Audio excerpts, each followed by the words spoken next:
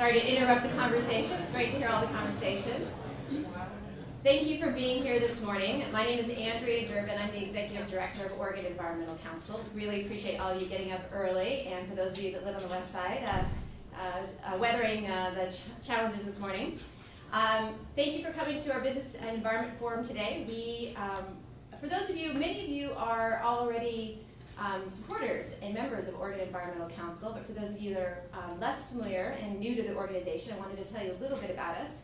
We are one of the oldest statewide environmental groups in Oregon. We've been around for more than 40 years, and we work on issues that really intersect with, improve our quality of life and intersect with people and the environment. So we work on issues like helping to solve climate change and creating toxic-free environments and clean and plentiful water and healthy food from local farms.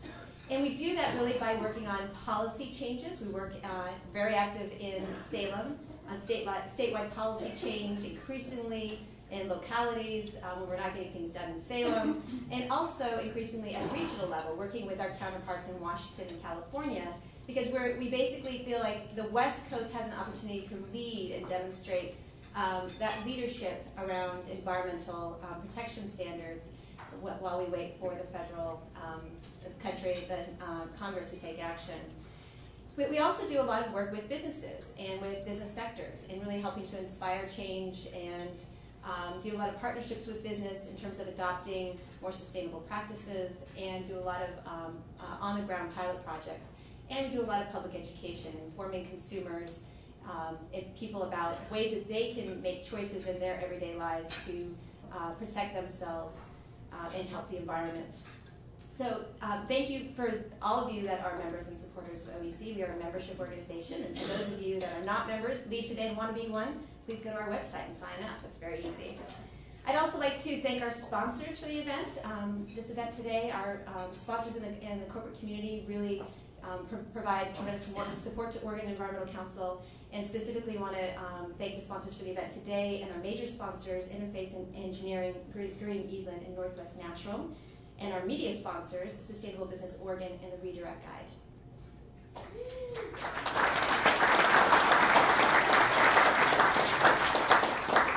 So one of the reasons we do this event, the Business and Environment Forum, is we try to pick topics and issues that we think that the business community really should be thinking about. We try to seed ideas and places where we feel like we're going, we want to go in our vision for the future. And the topic today, Sustainability-3.0, is really about, Oregon businesses have been at the forefront of sustainability, and many of you in the room are already very enmeshed in sustainability practices, have been the leaders in adopting sustainability practices, and looked at your internal operations, and you looked at your supply chains. And the question that we really want to pose is, what's next? What do we need to be thinking about next? And what do we have to learn from other companies and leadership around the world and around the country? So that's really what we want to explore today. And we've invited, to help really answer some of those questions, we've invited Jib Ellison here today to talk to us about his experience and what he's finding in the corporate sector within which he's working. So I first heard about Jib a couple of years ago when I read the book Force of Nature, The Unlikely Story of Walmart's Green Revolution. Anyone else read that book? Oh, there you go. It's actually a great book to read, so I highly recommend it. And I'm sure, like you, I've been kind of critical of Walmart and was skeptical of the media stories about the greening of Walmart. But after reading this book, I was really struck by how Jib and his colleagues convinced Walmart's CEO to integrate sustainability as part of their culture and as part of their business practices, both to eliminate waste and to reduce costs, but also just to remain competitive in the ever-changing marketplace. And I think the story offers a lot of lessons that for other companies that are not already on that sustainability bandwagon. So I really, I'm sure like many of you, and look forward to hearing from Jib about the work that he's done with Walmart and many other companies, and really the evolution of sustainable business practice that he is seeing and where that's headed. The format we will have today is that Jib will speak, and then we've invited a couple of our colleagues from the community to offer their perspectives as well. John Jackley from the Portland Development Commission and Scott Lewis from Brightworks. And so they're both going to offer their perspectives and some of the work that they are doing. And then we're going to open it up for discussion, and we really want to have a rich discussion this morning and have that opportunity. So let me introduce you to Jib. Jib Ellison assists CEOs and other senior executives to realize innovative wealth-creating strategies built around deep principles of sustainability. In his role, he helps executives understand sustainability as a business proposition, align behind a plan, and commit to the actions necessary to capture business value. His work includes designing and overseeing organization-wide transformation processes for Fortune 50 companies, NGOs, and entire industries. Clients include Walmart, Alcoa, Microsoft, and the U.S. dairy industry, the Sustainable Apparel Coalition, as well as the University of Arkansas and NGOs such as Conservation International Environmental Defense Fund. He's a Class 5 river guide. He's led whitewater expeditions in 5 continents, and he's also a graduate of Reed College. So please join me in welcoming Jim.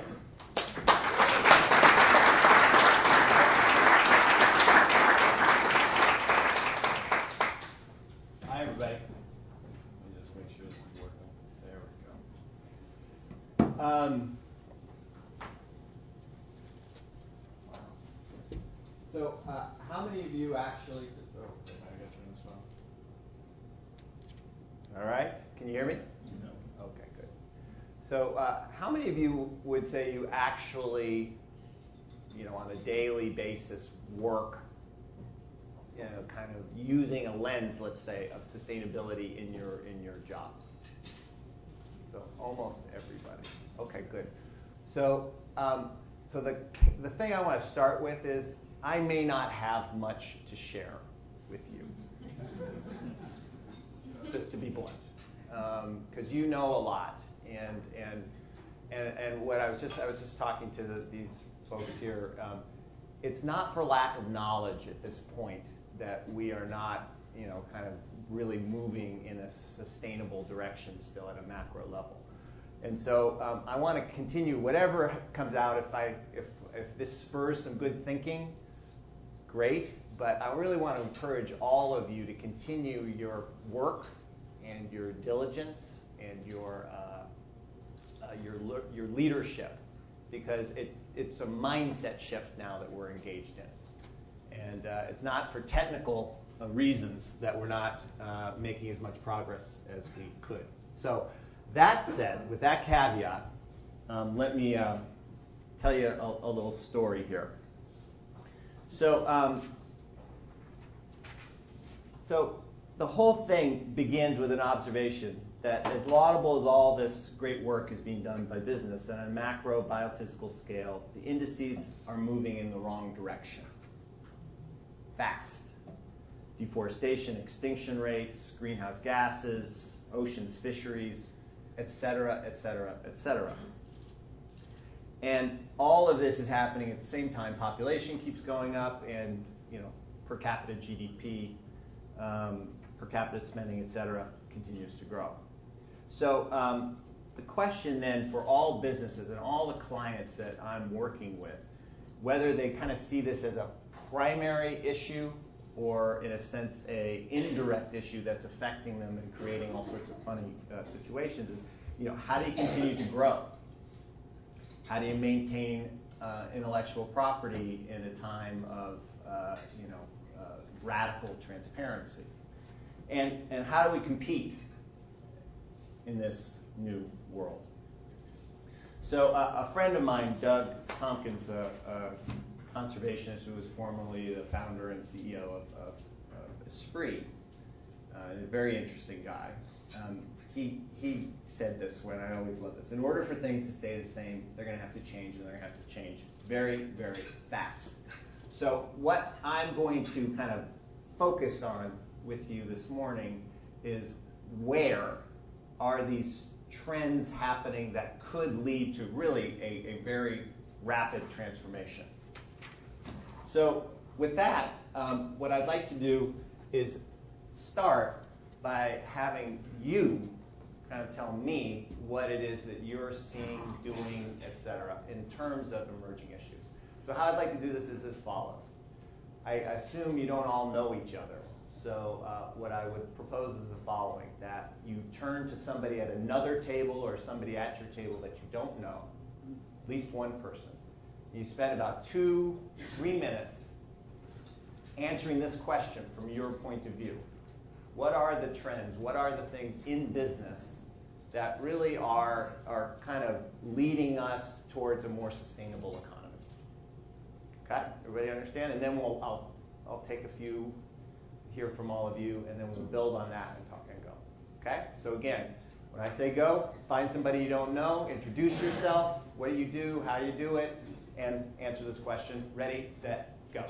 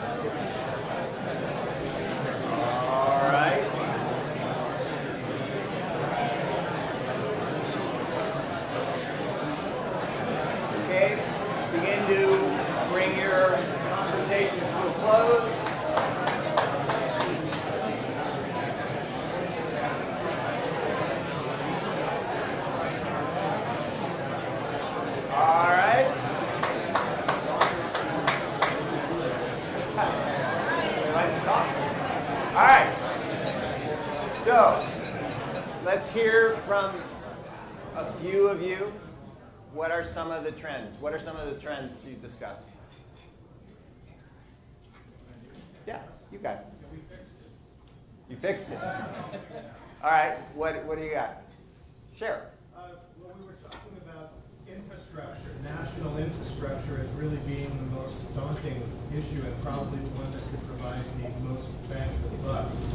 We noted that we need a paradigm shift from a business perspective in terms of what the investment is, but then we also noted that it's not necessarily a business perspective that's the problem, but a political perspective, because we don't have a political system that promotes long-term investments and capital expenditures, and we tend to keep bumping along rebuilding what's in your backyard, because that's what tends to get elected officials reelected. Right. As my friend, he's David Crane. He runs a company called NRG, which is a large energy company, electricity company, and he lives near where Sandy hit, and he was just out of his mind, upset that just were putting up all these poles again. Thousands of people putting up poles, which are just going to get blown down the next time. So yeah. Okay. Other sorts of trends. Yes.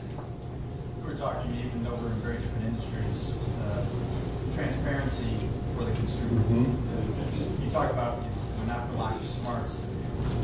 It seems like we've been talking for years of business reporting to business, but now the consumer wants to know, where does that thing come from? Right. How is it made? The labor, are they being treated fair when it's made? Yeah. So transparency enabled by all this technology. Yeah, absolutely. Okay. Let's try. Yes, sir.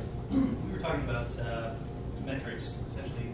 So like a demonstratable and I guess not necessarily mathematical, but hard numbers, black and white things that you can point to and say, this is progress and this is how we break it down, as opposed to just having a lot of nice words and sort of concepts. You actually have demonstrable results. Yeah.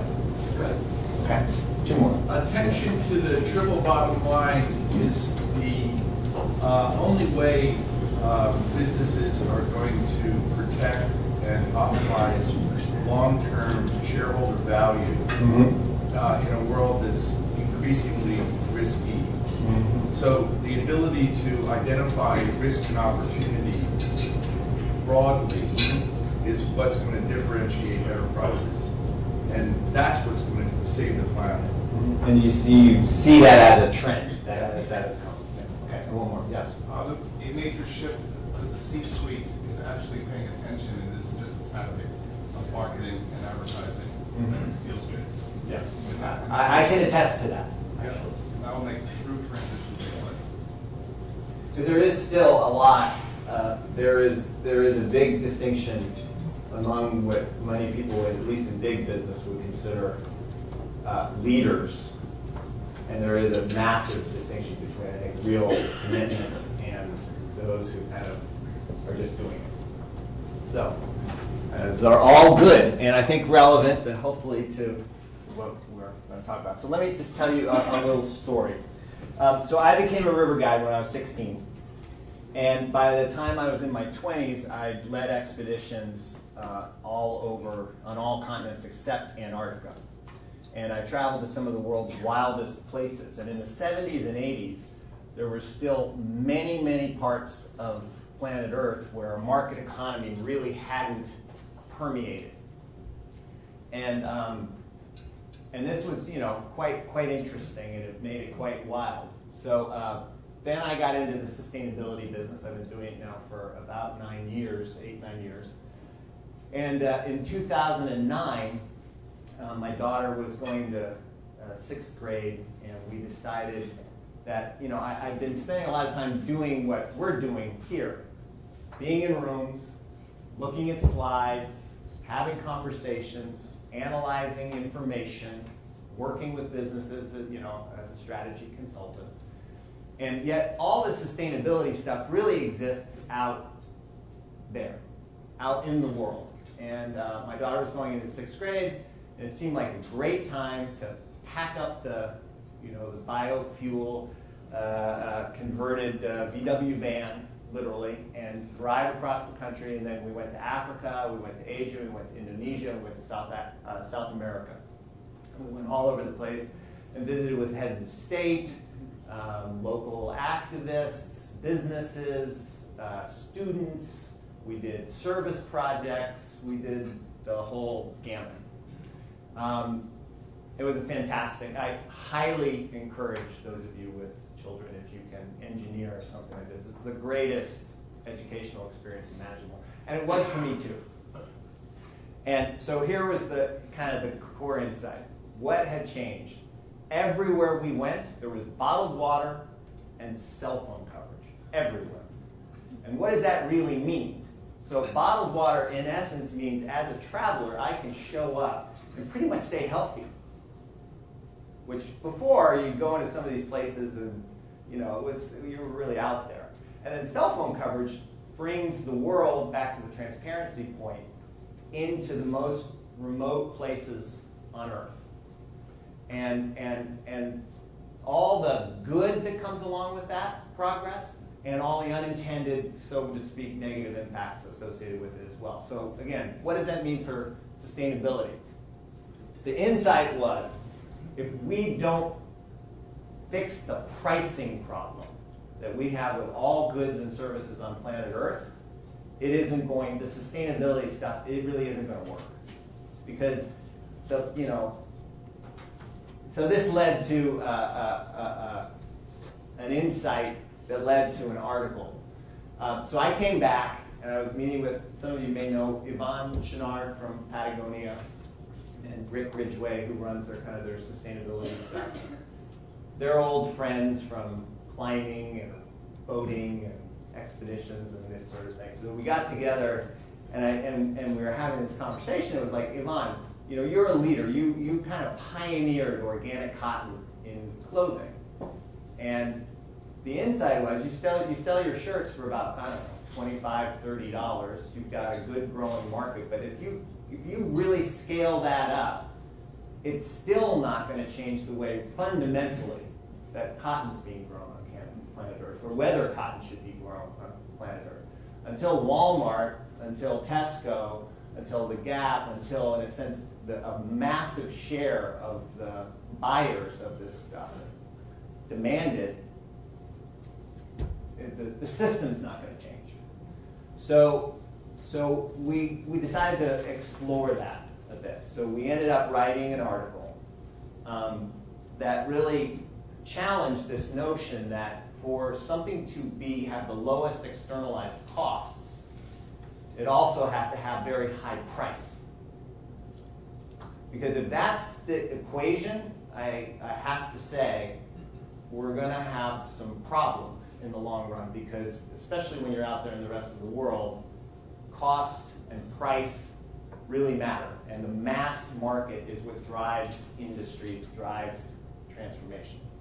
So what we found is that there are three major trends that are happening disparately and are actually, if you kind of connect the dots, can begin to see how the pricing problem, what I consider to be the big pricing problem we have on planet Earth, might get handled.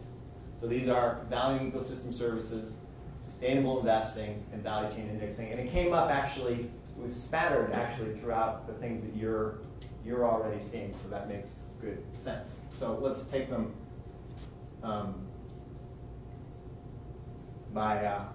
together. So again, we see that really right now, if the old days was like all about compliance, and then kind of where we are today, as I'd say, is kind of in this 2.0 phase. We're changing the light bulbs. All the companies kind of get it about eco-efficiency. You know, people are beginning to look into their value chains, et cetera, et cetera. But it's still, again, with these macro trends underway, every single company I work with, it's always the barrier. It's going to cost too much money. I would like to go further and faster, but I can't. So that's why somehow we've got to switch this. So this next phase really is where, you know, there is no such thing as sustainability. It's just the way business is done. So many of you probably know this. I'm not going to go through this in great detail. But ecosystem services at their very simplest level are those things that we get for free that allow commerce and life to exist. And they're often divided into four categories. Bees and pollination, 35% is estimated of the global crop food are you know, in a sense, pollinated by animals, primarily bees. So this is something, except for, you know, there's the honeybees that are in the things that we move around and you actually buy, but still a large majority worldwide is coming from natural pollinators. What is the economic value of that? It's significant. I'm not going to go into, there's a lot of debate and a lot of people working much smarter than me trying to actually figure out the numbers. But suffice to say, it's a big deal. Same with mangrove swamps. You know, after Sandy, now there's a big push to try and fix the dunes because they actually add a service, a significant service that, and again, mangrove swamps are another good one. So on the business side, there's a couple significant efforts underway to try and bring this ecosystem service valuation stuff to bear on how businesses are being run. And the two businesses that are most notable in this effort today are Dow Chemical, working with the Nature Conservancy, and they're working on three properties. And in essence, they're identifying the ecosystem service valuations of a number of elements around these plants where they work, what Dow's impacts are on them, and then using that information to build the business plans. And in endeavoring, as you will, to mitigate the bad, bring forward the good, all in a way that actually drives their business better. So that's the Dow initiative. And then Puma kind of went the other way. They started at the top and kind of went down 4 nodes and tried to estimate what are the costs and the values that aren't being accounted for on a balance sheet. And of their profit in their fiscal year 10, they estimated that, you know, of the 200 or so 200 million euros that they made, 145,000 of them were at the expense, if you will, of nature and society. So, again, the numbers are probably not the important thing. The point is that there are businesses actually doing this and now trying to use this information to make different decisions and to mitigate it.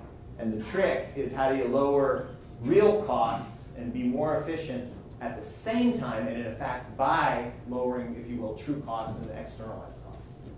Okay. So another trend, many of you probably know about this. It's about kind of ESG, SRI, this whole trend in investing. It is the single biggest growing sector in the managed asset fund class. It's still tiny, but it's growing. And this is significant because what these people are looking for is data. They want accurate information in order that there are companies out there that are actually, if you will, paying attention to this stuff and mitigating it. So does it work? So the big problem is there's a thought that this stuff doesn't actually produce results. And this is one of the oldest funds. Let me give you some of the facts. And so it was in 1990, Domini designed an index that was used the S&P 500 as a benchmark. And it screened out 250 companies that were underperforming purely by ESG, environment, social, and governance perspectives. So they added 100 companies in underweighted industries, and additionally they took 50 companies that were considered proactive in their approach. So it was able, again, in the way that they used the statistics, they created, in a sense, a model, a fund that modeled the S&P 500. So what's interesting is, on a risk-adjusted and actual basis, it's been outperforming for the entire time it's been around. It's been around a while. And additionally, it does not use the traditional Wall Street criteria. So it's really just based on this ESG stuff alone. So this is, as more of this becomes known, more and more capital is going to move this direction. So hold that thought, because that trend is increasing and it's quite important. So last but not least are what we call value chain indexes. And this is a trend that's quite new. And again, the other thing to note is these ecosystem service people and these efforts are happening in one area. You've got the investors happening in another area. And now you've got this whole kind of indexing work going on in another area. And so what this, in essence, is industry-led efforts to understand the sustainability impacts of their entire value chains. And then, once you've kind of created a level playing field of transparency, then they can compete, just the same way they're competing to cut out costs, on how to, if you will, have a lower negative impact and a higher positive impact from a sustainability perspective. So there's a number of significant efforts underway, one of which is called the Sustainability Consortium, which was founded by Walmart, was one of the projects that we were involved in, working with a number of different industries. Probably a few of you know about this. The one I'm going to talk about is the Apparel Coalition, which we directly have a lot to do with. So the Sustainable Apparel Coalition was founded, I think now about 2.5 years ago. And some of the key founding members, Nike, locally here, was a significant early participant. And what it was built on, there was a number of companies and different organizations that were on their own trying to work on indexes. Again, this kind of building a way to get transparency and then try and work with suppliers and suppliers of suppliers and suppliers of suppliers to make things better. But as an individual company, even one as large as Nike, even one as large as Walmart, you can't actually get much done. So what happened is a group of people came together. It was kind of initiated initially by Patagonia and Walmart. Yvon Chouinard and Mike Duke, the CEO. It was very odd. They sent some letters out to a bunch of companies inviting them to participate in this. It must have been a very interesting letter to get. And it's just taken off. And so they've got a version 1.0 index, which is an indicator index. They're working on the metrics-based index, which is going to be very significant. You've got approximately 40% of the global apparel industry involved in this, actively involved today. And this could literally, back to the point about the t-shirt, begin to set into motion a transformation of an entire value chain, an entire industry. At least that's the vision. So just really quickly, it looks at through 3 different lenses. I'm not going to go into this. Go to their site if you really want to understand all of this.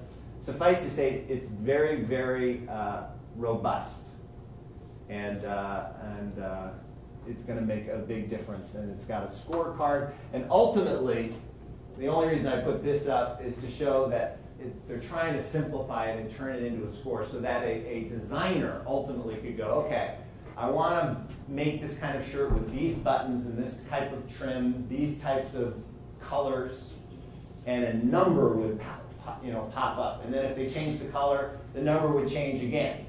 And then ultimately, this information could become, and again, this is the vision, transparent to the consumer, to the customer.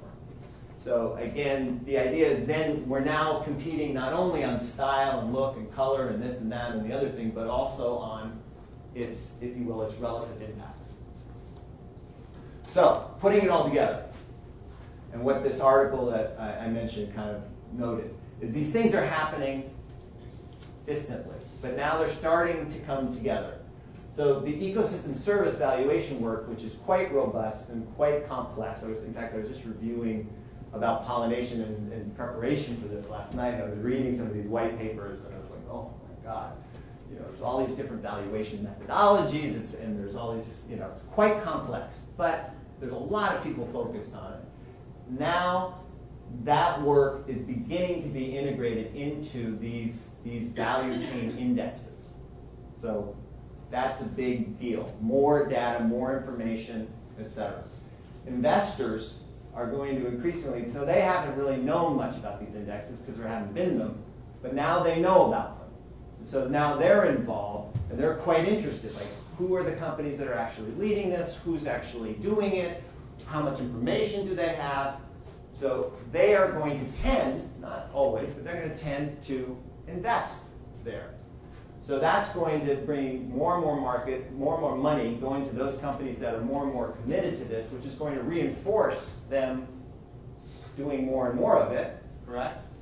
So then you're going to have, in a sense, voluntary set standards for excellence that corporations have led, supported by the financial community, which is going to make it very easy for governments then to do the right thing and set the bar higher. Because typically in our world, how the approach has been, we try and get government to set the standard, and then we go help all the businesses and everybody else comply. So this is a beyond compliance scenario led by business that potentially has I think we have the belief to change the world. So, let me give you an example. So that's pretty abstract, pretty big picture. I was in Africa, and I met Dale. So Dale is an elephant biologist from somewhere in the United States, moved to northern Zambia, Luangwa Park, 30 years ago to study elephants.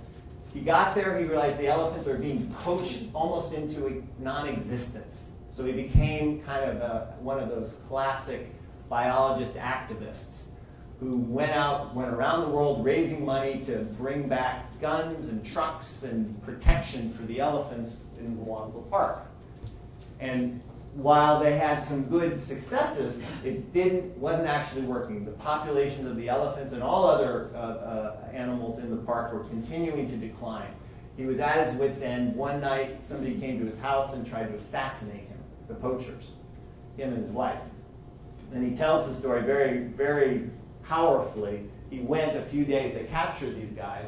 He went to the prison where they were being held, and he looked at them, and there's 3 guys, and he realized that these were not, assassins out of a movie. These were people who were starving, literally starving to death, and this was all they could do to try and figure out how to eat. And he realized that as long as there were people starving, living on the banks of this big park, and they could go kill an elephant, they were probably going to go kill the elephant. They were going to take their lives into their hands and try and kill an elephant, much less kill him. So he had to change his entire approach. So again, what did he do? So he went to the villages. He went to the village heads, and he said, look, I'm going to make a deal with you. Stop poaching, and I'm going to help you become self-sufficient in your farming practices so that you're not going to starve, and so you don't have to go off and do that with, kill the elephants and the other animals. So that was step 1. Step 2 is they started to do quite well farming, and they had surpluses. So he said, I'll tell you what, I'll buy the surpluses.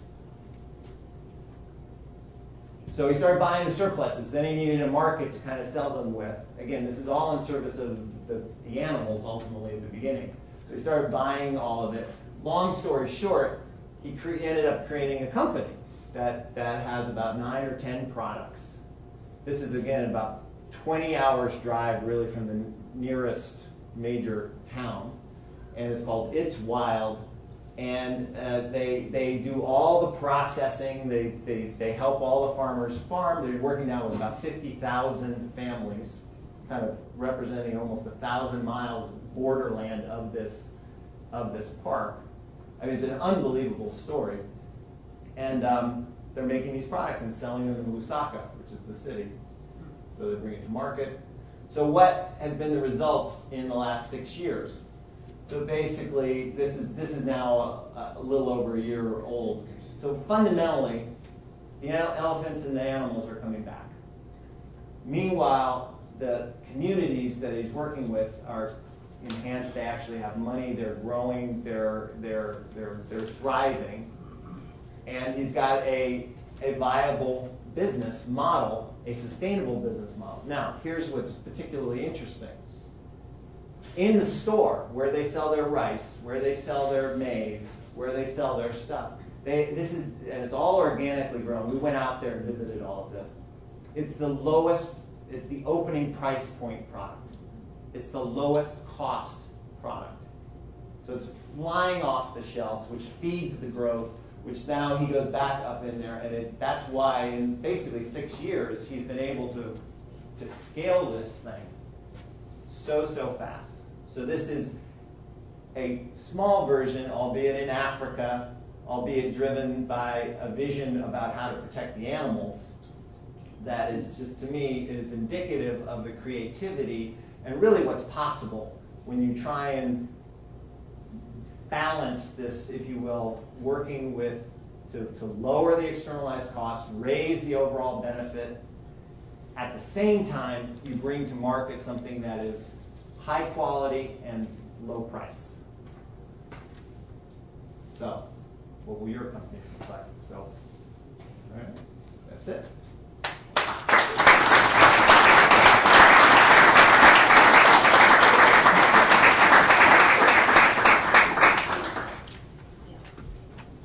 Thank you, Jim. I'd like to invite Scott and John to take a seat, and I'll introduce them. Scott Lewis is the founder and CEO of Brightworks, a Portland-based sustainability consulting firm with offices in Portland, Seattle, San Francisco, and Los Angeles. Scott is a graduate of Colorado College and Stanford Law School, the author of 2 books, and is the founding chairperson of the Portland Sustainability Institute.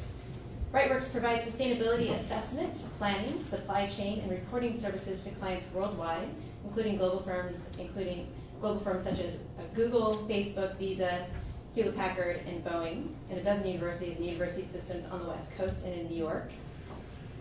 Since 2001, Brightworks has worked on over 200 active and completed projects in 8 countries and across the U.S. John Jackley is Director of Business and Social Equity and Neighborhood Division Manager at the Portland Development Commission, and where he oversees social equity policy and manages PDC's investments, programs, and activities in Portland's neighborhoods. He previously served as the Executive Officer and Portland Public Affairs Manager at the Oregon Department of Transportation. He served as Legislative Assistant in the Oregon Senate Democratic Caucus office and was elected member of the Westland City Council.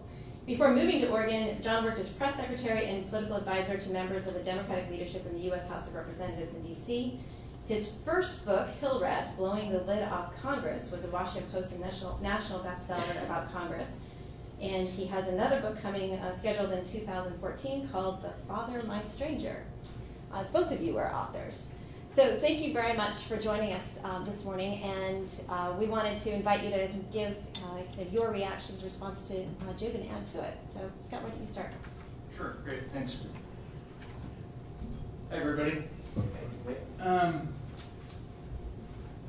So Andrea asked me to talk about how Oregon businesses are or could be taking action on these trends and emerging trends that we're seeing in Oregon. Who are key local partners?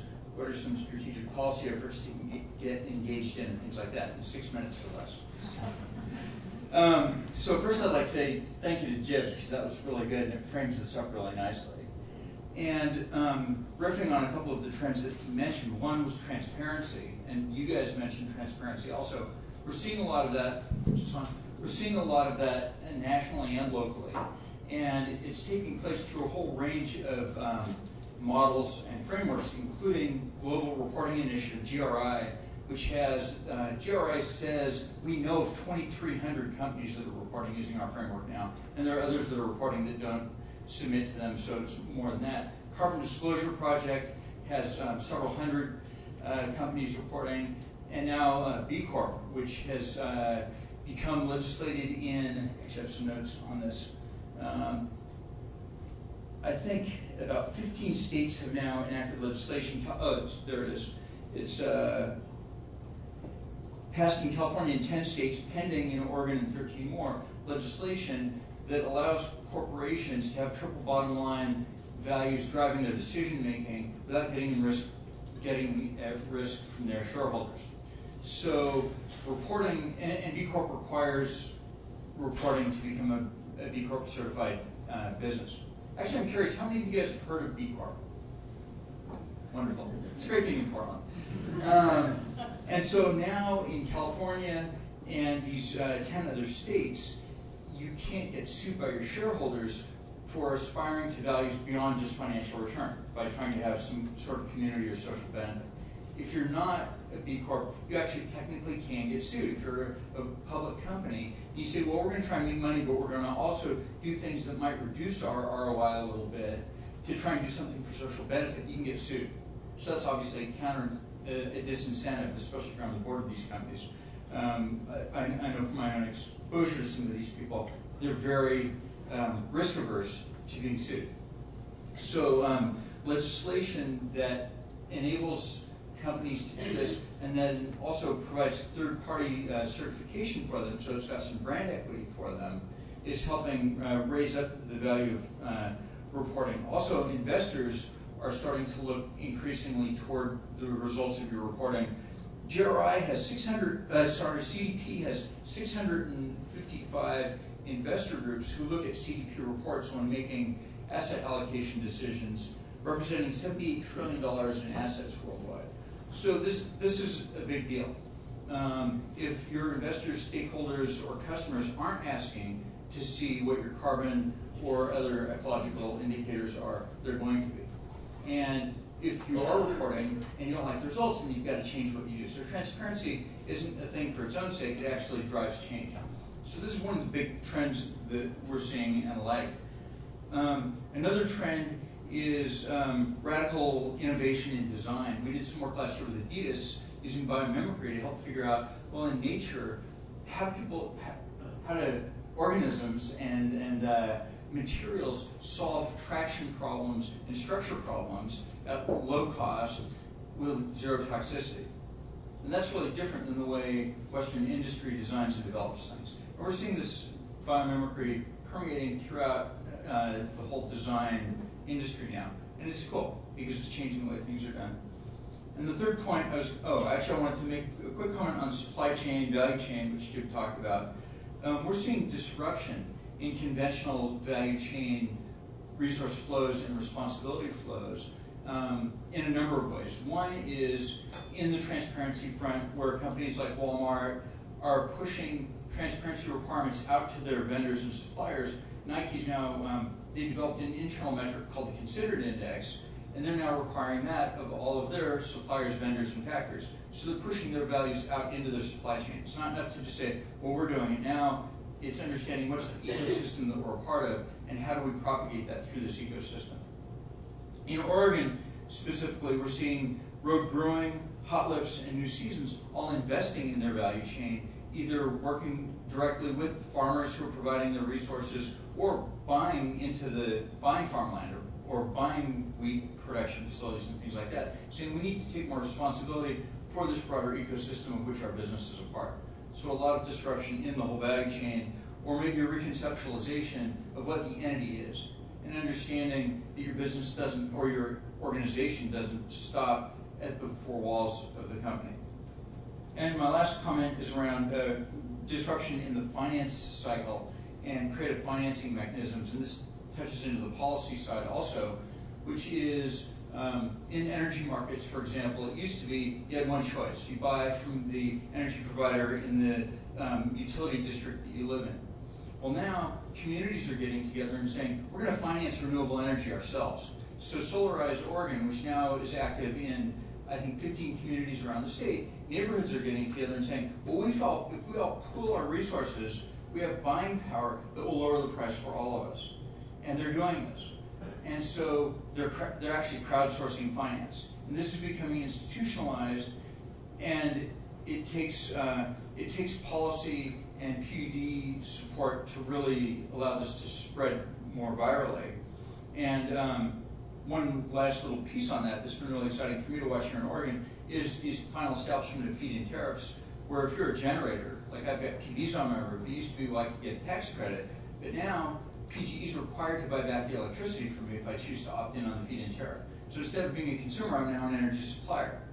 And that is turning this supply flow on its head. So those are my quick observations, and I'll be happy to answer questions when we get to that moment. So thank you.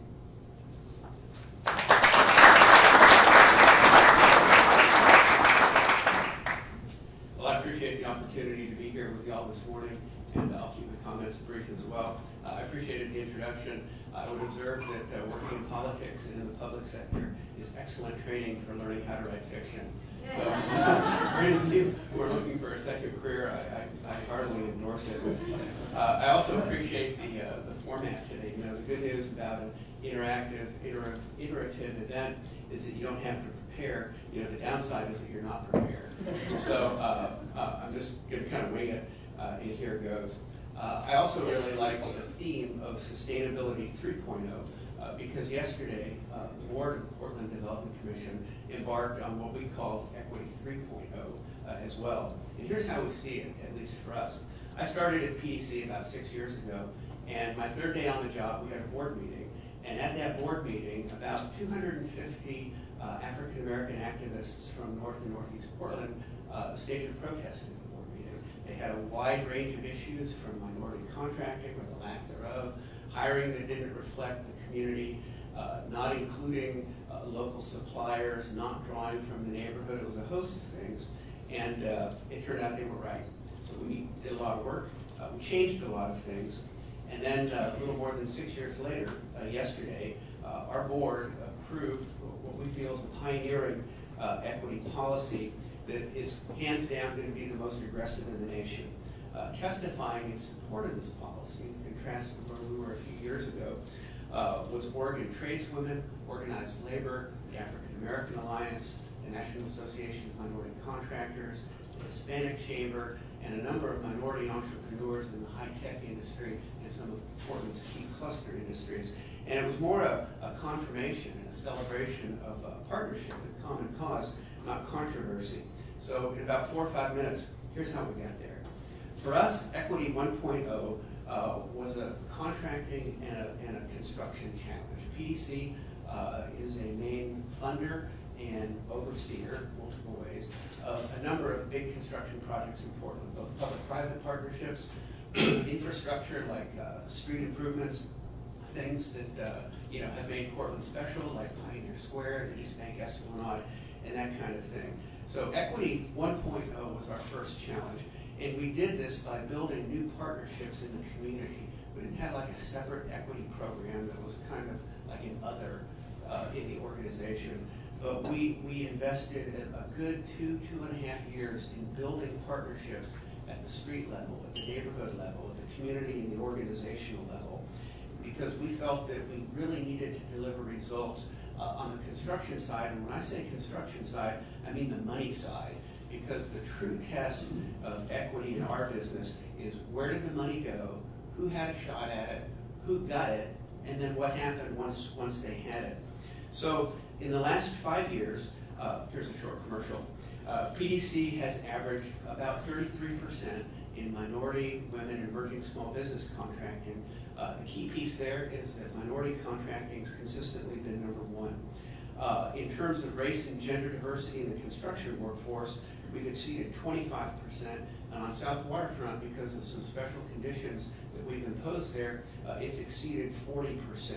This has produced, in the last 5 years, more than $100 million in contracting and payroll for minority firms, and more than a million payroll hours for minority workers.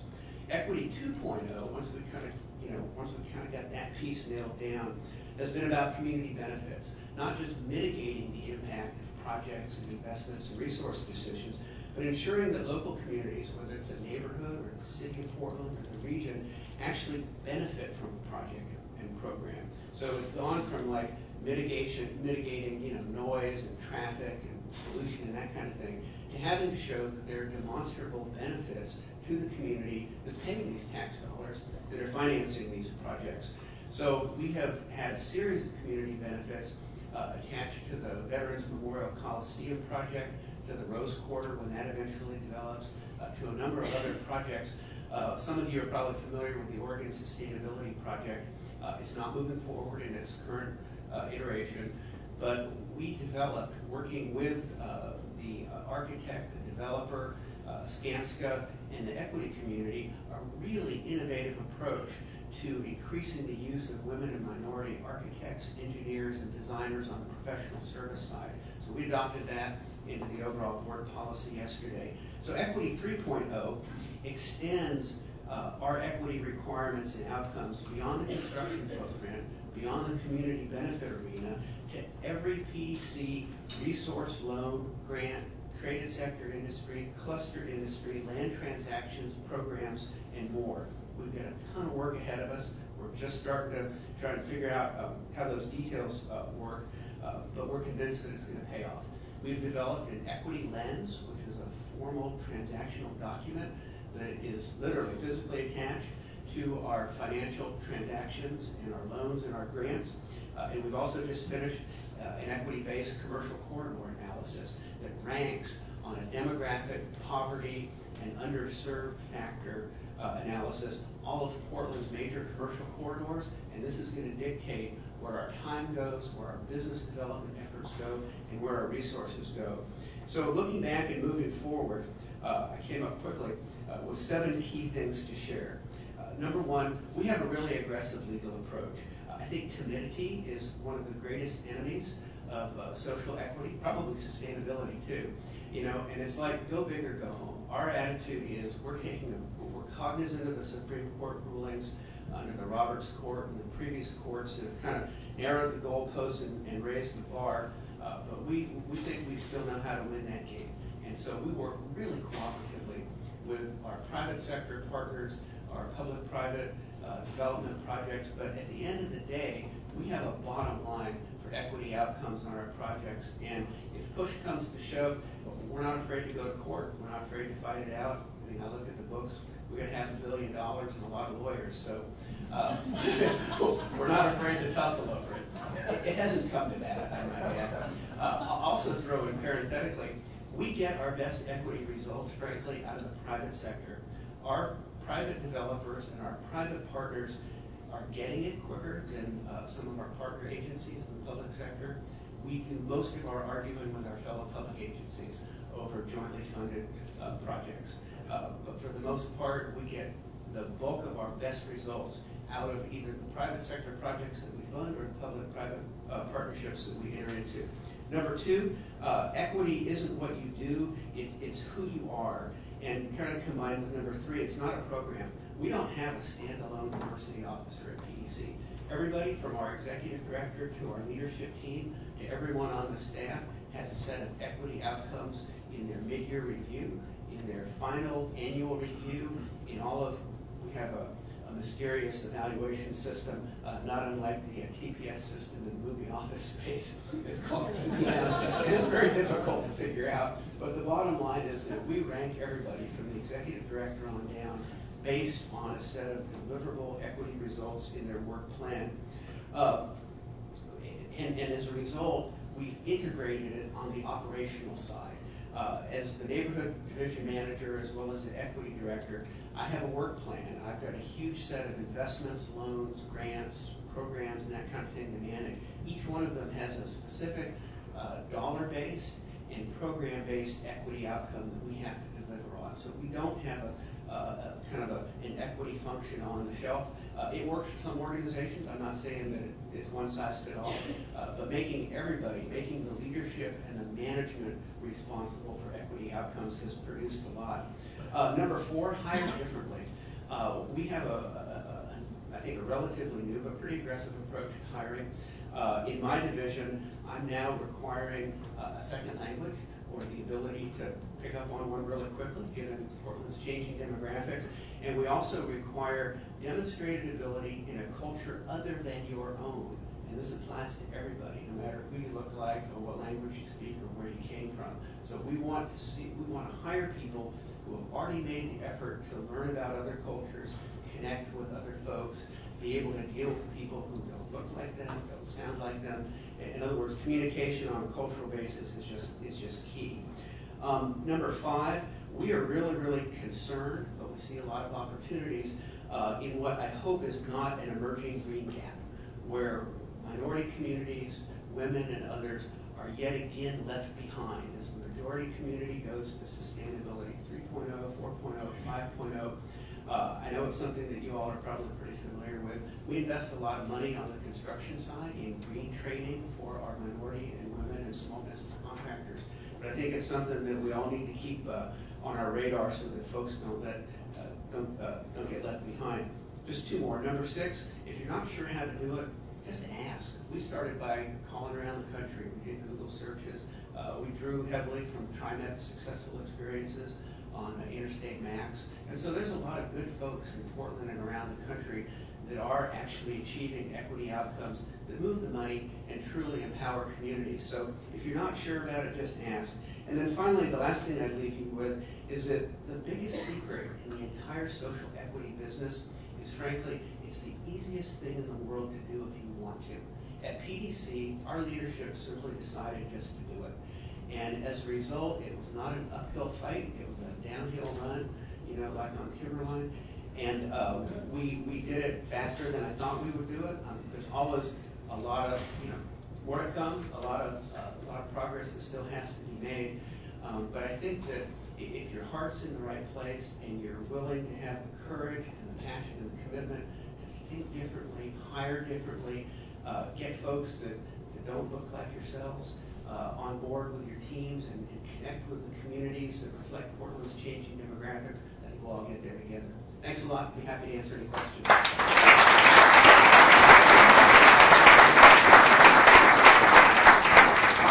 Thank you both very much. We really appreciate your feedback and input, and in particular, we really wanted to bring the equity discussion to this conversation because too often sustainability is really divorced from the equity conversation. And we really believe that they need to come together, that we need to, sustainability ultimately is triple bottom line about enhancing equity and improving equity for all. So now it's time for you to ask your questions of our speakers today. So who wants to start?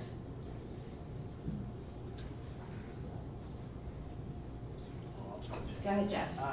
And please introduce yourself, and Karen is coming with a microphone. Gosh, I probably don't need this. You'll never get away from me. Jeff Allen with Drive Oregon.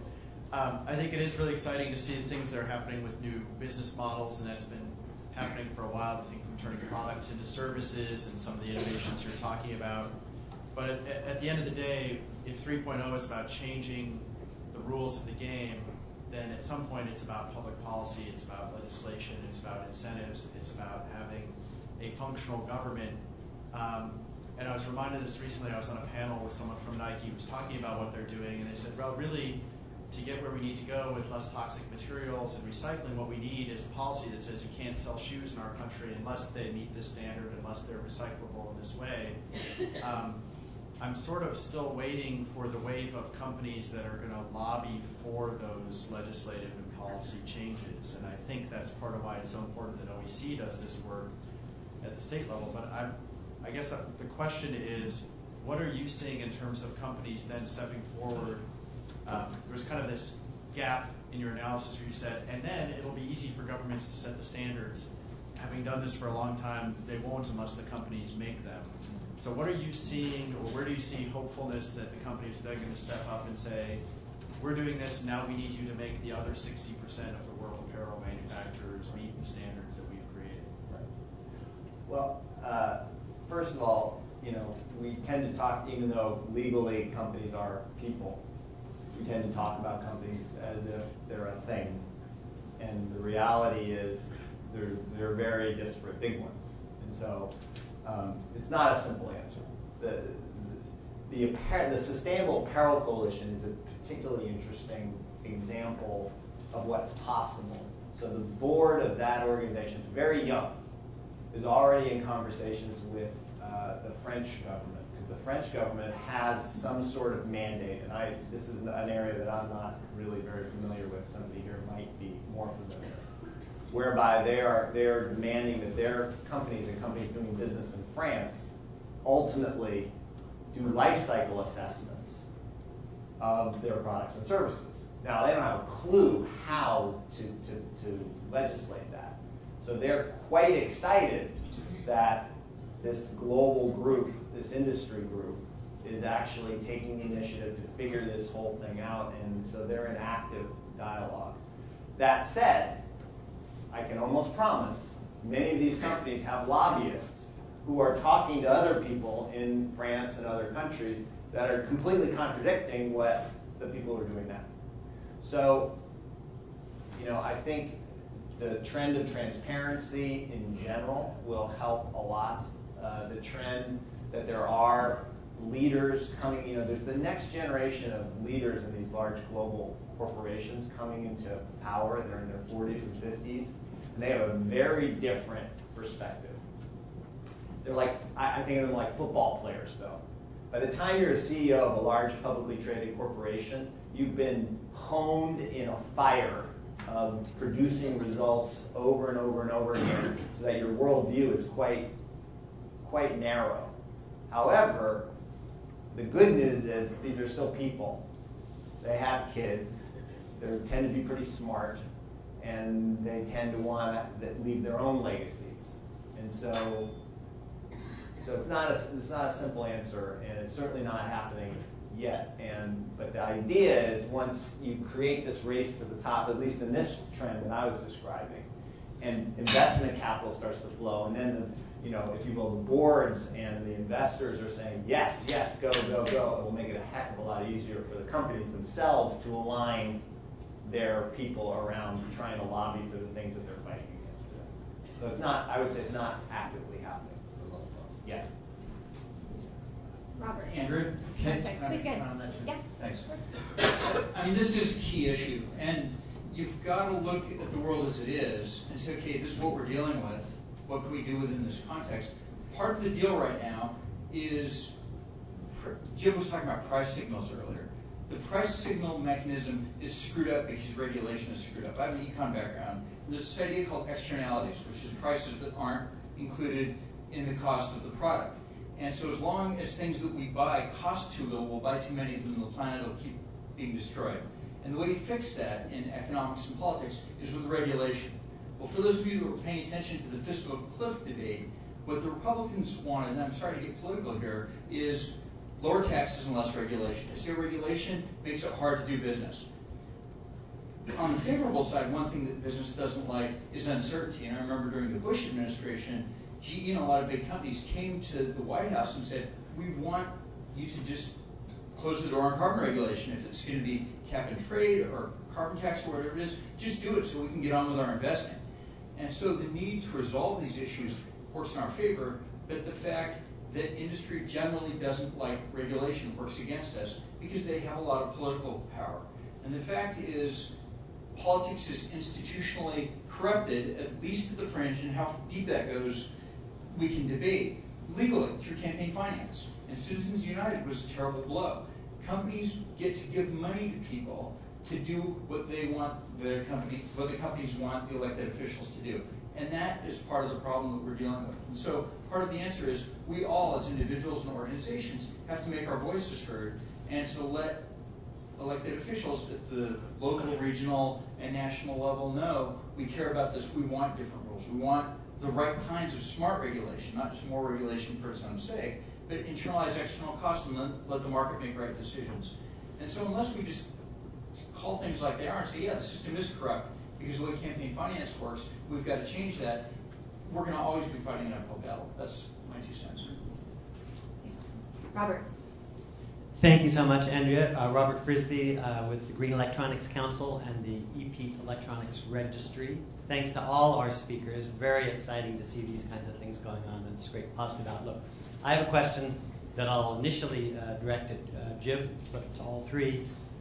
Our initial 1.0 version followed exactly your steps. That is, we convinced 10 governments around the world to require our standards and then brought industry in to fill those requirements and to support the effort. 2.0, I believe, requires a shift from the management tiers in those companies to the C-suites.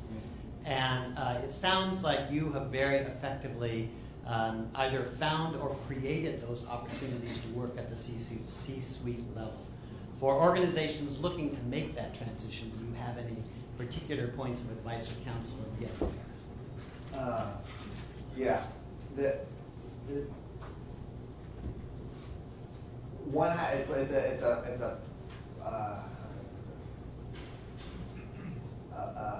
an ability to empathize, because the CEO of the companies you work with, what you're doing is such a small piece of the overall set of concerns that he or she is dealing with. And so the question is, how can you create a story and legitimately that actually gets it into that real set of concerns?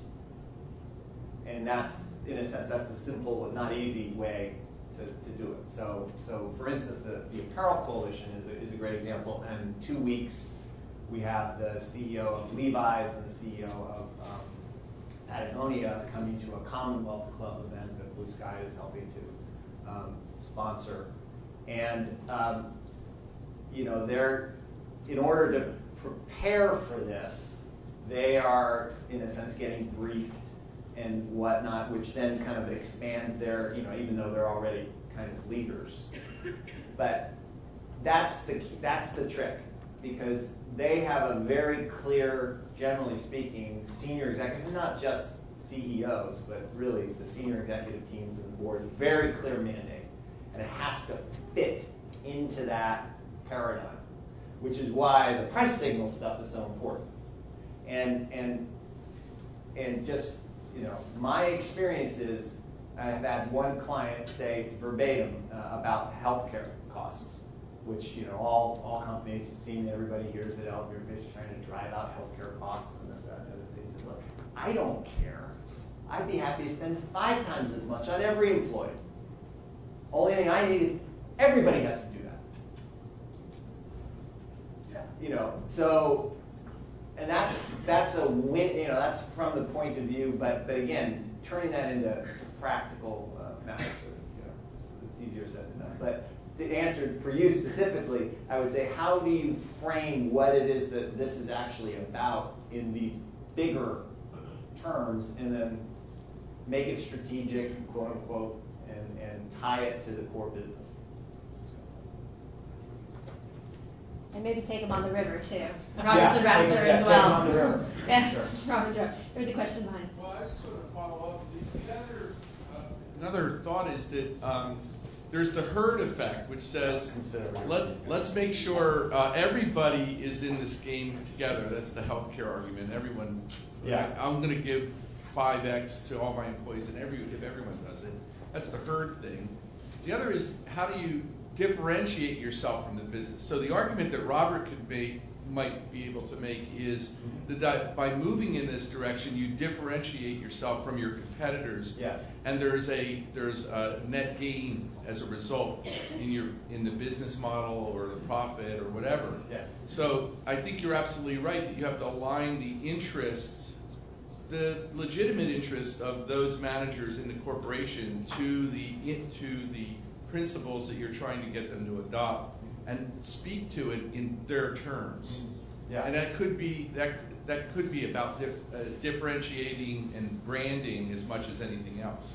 I mean, I've often said sustainability, it's less so now, but 5 years ago, sustainability, I would say, is the greatest untapped source of competitive advantage in our day and age. And quite frankly, because it does require a mindset shift inside these large corporations, it's quite a sustainable competitive advantage, in my opinion. I still believe that. We have time for one more question.